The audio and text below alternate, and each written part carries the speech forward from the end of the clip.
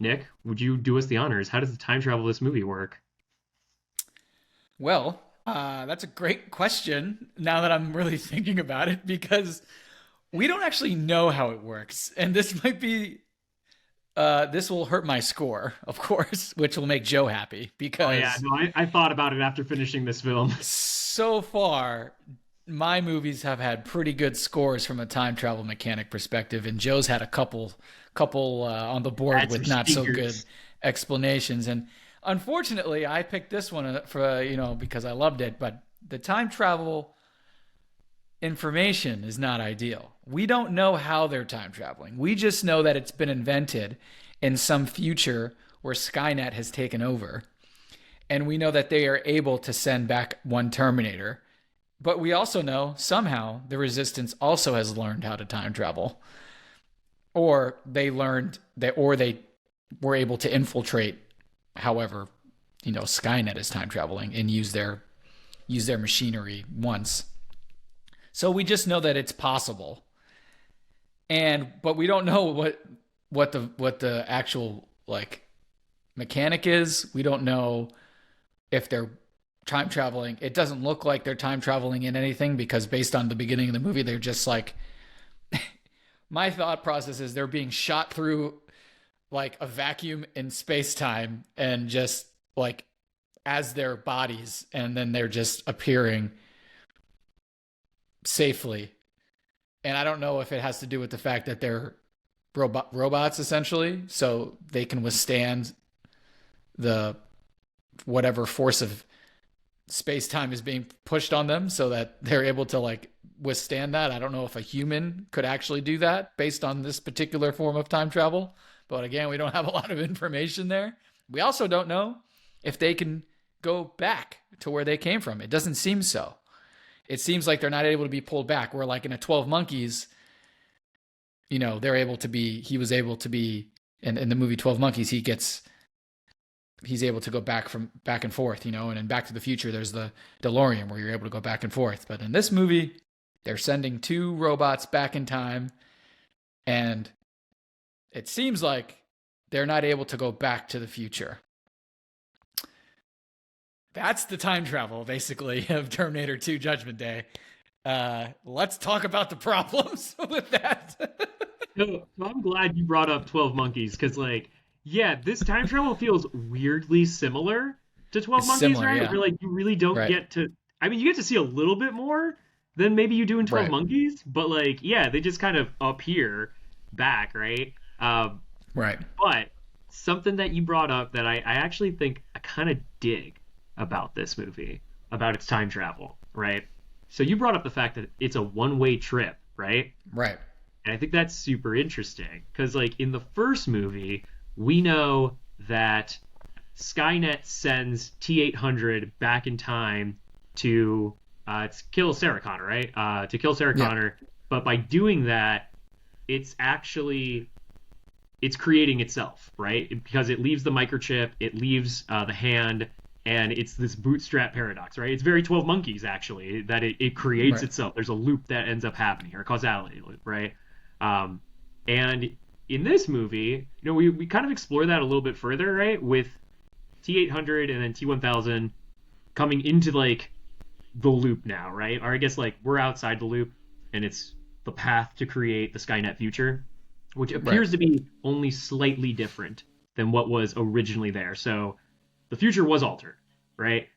Okay, now to the point of what you were saying with it's a one-way trip. And actually, I didn't even think about that until you brought it up.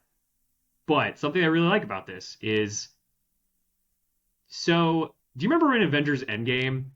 Uh, it's amazing how often we quote this movie for the time travel draft. Um,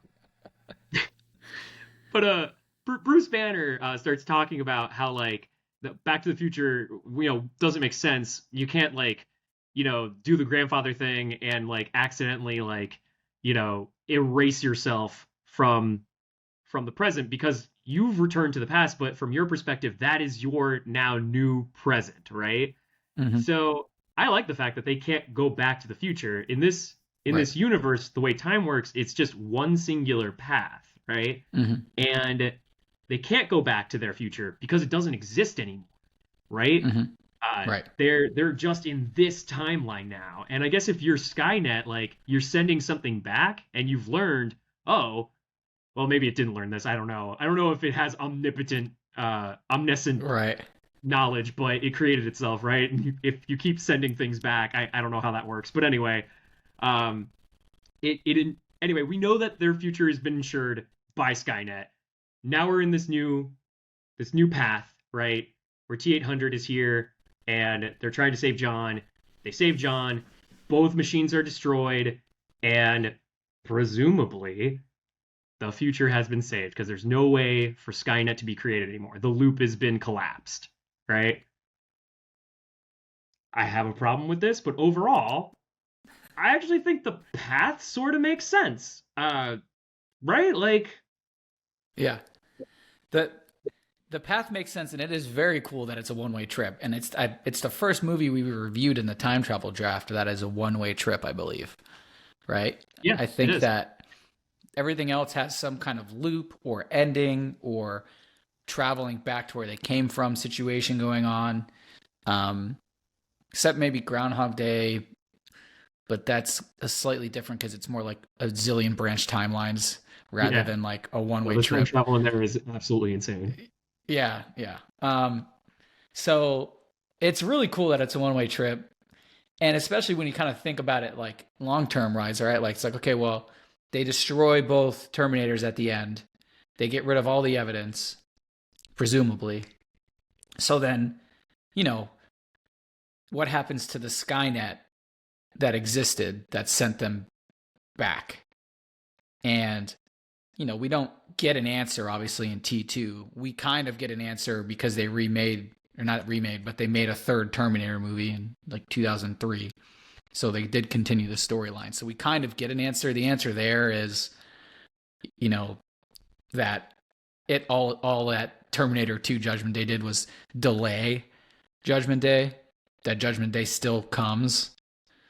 That's the Terminator 3 essentially like plot So line. you just hit my biggest problem with this franchise. Okay. Right. So, okay. So the end of this movie, right? The one that you and I just saw, it's Mm-hmm. a little ambiguous, right? It's like, oh, Mm-hmm. maybe we can learn the value of life like these machines, and then it doesn't really address anything. And then we know that there's Terminator 3 and then Genesis, and I think I have that out of order actually, but 3 something else and then Genesis, right? Uh, but there's an alternate version or alternate ending of this movie, right?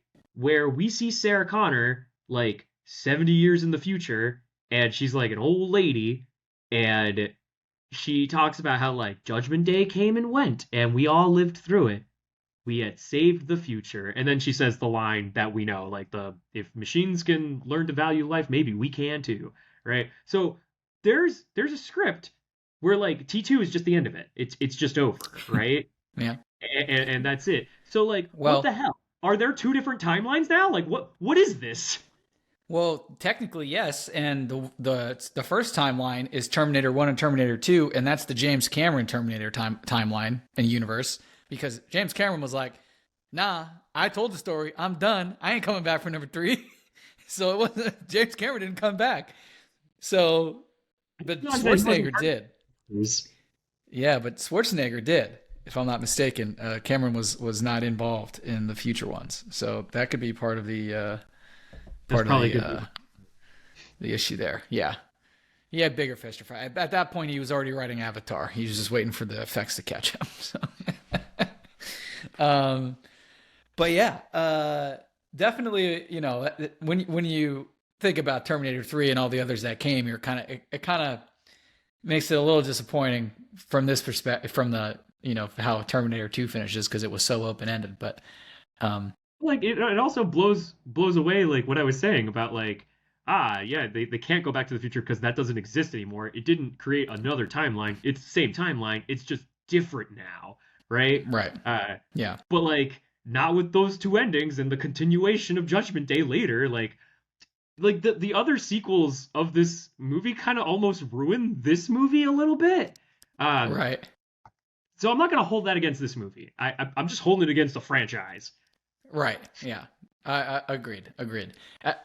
Movie wise though, like obviously, just what a kick-ass action film, action Oh sci-fi yeah. film, time travel, just badass. From a time travel, perspective, obviously, like we don't have a lot of like mechanic, like we don't know what the time travel mechanism is or what the tool is, right? Like there's not like a car or a machine Well, necessarily. It we just we know it's there's a there's machine, right? lightning. Yeah, right. There's They like don't. lightning in a circular thing that appears that Right. destroys Right. anything that it touches, but it doesn't keep the hole in the ozone layer ripped. The air is still there after it disappears, and I guess the machine is the machine that's traveling uh, Like it's through almost like a. time. I like to think of it. So it's the time displacement machine. I forgot if that's mentioned in this movie or a different one. But I like to think of it like it's a cannon, right? And it just Yeah, shoots you. It's just yeah, boom, like right yeah. into the That's past. that's exactly what it feels like. It is. It feels like it's a cannon, except like they're not crashing when they land when they get to where they're going. They like I mean, a perfectly little.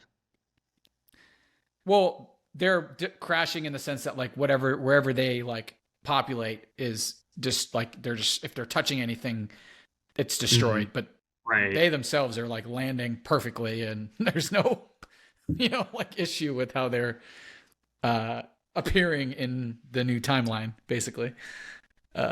I do have one time travel I don't know. question, and I forgot if this movie like it came up with a reason for it or not. Do we know why John knows to send the T-800 into the past to stop the T-1000? Because like if you think about it, it's so for the present, like the way it works, T-800 shows up just a little bit before T-1000, right? And then the movie happens, right? And eventually both of them are destroyed, right? But John is saved. But old John, like, how did he know that the T-1000 was being sent back, and they were like, "Oh snap, we gotta send back our own killer android to kill that android, right, and save me." Like, do we know why he knew that? And also, like, if he did, how did he do that? Because the second the T-1000 goes back, like, doesn't that reality not exist anymore? These questions are too big for the scope of this movie and the information that we have given to us. Come on, James. Come No, on. it's a fascinating question, and it's one of the big problems with the time travel mechanism in this film because we don't have an explanation. They did not give us an explanation for why John knew that he had to send T-800 back because T-1000 was sent. My only thought process there is since clearly the resistance somehow knows that they can time travel that knows how to time travel as well. There's some sort of system that tells you something has time traveled and to where. That Skynet and the resistance both can see. Right, So right. when Skynet sends back T-1000, John just automatically knows it based on whatever Yeah, monitoring John, systems are John going on. invented John invented TimeNet. And he was like, "Oh, oh, they sent Yeah. someone. Send our own guy. Send our own guy. Yeah. I don't know what he's Yeah, doing yet, but exactly. send our own guy." Yeah, it makes no sense. Cuz I don't think there was any part in the movie where like T800 was like, "Yeah, John remembered this happening, so he knew when to send me back." There was no like loop situation kind of like past thought happening in the present or anything like that. Um, If you think about it from that perspective, the time travel in this movie is a little messier than it was in the first movie. yeah, unless in the Even though this first movie is movie, yeah, unless in the first movie there was more information given or it's implied that like, well, no, because the second movie happens because of what happens in the first movie. So never mind. There wouldn't have been. Yeah, never mind. Oh wait, Ugh, wait. I guess actually no, I forgot about Kyle Reese because Kyle in the right, first movie is sent back. So it's this right. it's a similar issue. Yeah, it's a similar issue, but like I don't. What I was gonna say is like, yeah, Kyle Reese could have told them that like, but they sent Terminator back, and the Resistance sent Kyle Reese to make sure that Kyle Reese would have John with Sarah Connors. Super weird paradox there, but like that happens, And the reason that T2 happens is because they kill the Resistance wins and kills and gets rid of the Terminator in Terminator 1. So then Skynet sends a more improved Terminator years later when John Connors is a kid to try to stifle him in that moment. So like there's no like when Kyle Reese goes back in Terminator 1, he doesn't know that Skynet's going to send a T-1000, 8 years later, 15 years later, or whatever this number is. So yeah, we just don't know why. We don't know how the Resistance knows that there's been a T-1000 sent back in time. We don't know who invented time travel, assuming it was Skynet. So my score's going to be really low for that. So no, wait, the last part we do know. Skynet did invent time travel. We do know that. Okay. Skynet is responsible for time travel. How? I don't freaking know. That's never explained.